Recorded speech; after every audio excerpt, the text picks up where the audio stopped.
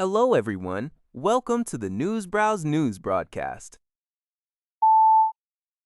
Lion-Hay Zaobao reports that Ukraine launched a large-scale overnight aerial assault on Russia, deploying over 500 drones. This attack resulted in at least 3 fatalities and 12 injuries in the Moscow region.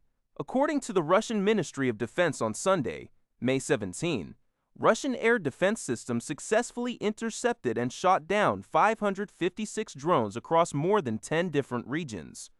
Local Moscow authorities specified that at least 74 drones were intercepted within the capital's territory overnight. Moscow Governor Vorobyev stated on social media that one drone struck a residential building, killing a woman and trapping another person under debris. The early morning attack also claimed the lives of 2 men.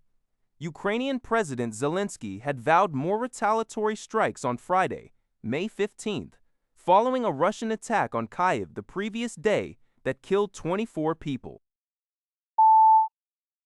UK Prime Minister Keir Starmer is reportedly planning to resign amid intense pressure following the Labour Party's significant losses in the recent local elections. Over 80 MPs publicly or privately called for his departure, and 4 cabinet members collectively resigned. The final blow came when Health Secretary Wes Streeting resigned on May 14th, explicitly calling for new leadership, and later announced his candidacy for Labour Party leader on May 16th. Sources close to Starmer revealed he has accepted the political reality and seeks an orderly and dignified exit. There are also reports of betrayal within Downing Street, with senior cabinet members allegedly lobbying against Starmer while outwardly supporting him. Chancellor Rachel Reeves' recent interview, where she distanced herself from Starmer, further highlighted the internal dissent. The race for Labour leader is heating up, with former Health Secretary Wes Streeting and Greater Manchester Mayor Andy Burnham emerging as strong contenders. Labour MP Josh Simons has even resigned to facilitate Burnham's potential return to Parliament. Deputy Prime Minister Angela Rayner is also reportedly monitoring the situation. This report comes from Sing Tao. US President Donald Trump recently concluded his visit to China, and Russian President Vladimir Putin is scheduled to arrive in Beijing for a state visit on May 19th. This unusual back-to-back reception of 2 major world leaders in the same month, outside of multilateral conferences, underscores the deepening ties between China and Russia.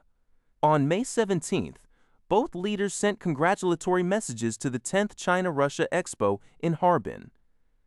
President Xi Jinping emphasized that the strategic cooperative partnership between the 2 nations has steadily deepened across various fields, yielding significant results. He called for expanded pragmatic cooperation to benefit both countries' economies and people. President Putin echoed these sentiments, highlighting the expo as a crucial platform for direct dialogue and a means to plan new avenues for mutually beneficial cooperation. The Kremlin also indicated that discussions during Putin's visit would cover bilateral relations, key international and regional issues, and the outcomes of Trump's recent visit. This news comes from Taibat Thai Sounds. NHK reports that Iran is advancing a plan to introduce an insurance scheme for vessels passing through the Strait of Hormuz. According to the Fars news agency, this initiative aims to strengthen Iran's control over the strategic waterway and generate over $10 billion in revenue, with payments expected in crypto assets. This development follows Iran's recent redefinition and expansion of the Strait's operational zone. Meanwhile, U.S. forces continue their military campaign and blockade against Iranian ports, having redirected or disabled multiple commercial ships. The USS Gerald R. Ford carrier strike group returned after its deployment, and President Trump has threatened to strike Iranian infrastructure. Despite mediation efforts by Pakistan, both the U.S. and Iran maintain hardline stances, casting uncertainty over.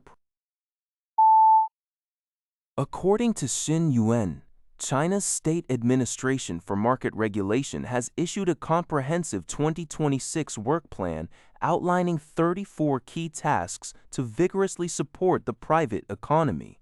The initiative aims to cultivate a fairer market environment and enhance regulatory services, striking a balance between standardized regulation and development promotion. The plan emphasizes fostering fair competition, innovating regulatory approaches, and strengthening services to drive the high-quality development of the private sector. Key measures include reinforcing legal and policy safeguards by improving the fair competition legal framework and supervision of enterprise-related charges. It also seeks to expand credit-based incentives and bolster technical trade support. To maintain market order, the regulator will focus on removing barriers, advancing the unified national market, strengthening antitrust compliance, and tackling unfair competition. Regulatory enforcement will see new approaches like off-site and QR code-based inspections, alongside efforts to improve administrative law enforcement fairness and governance capacity.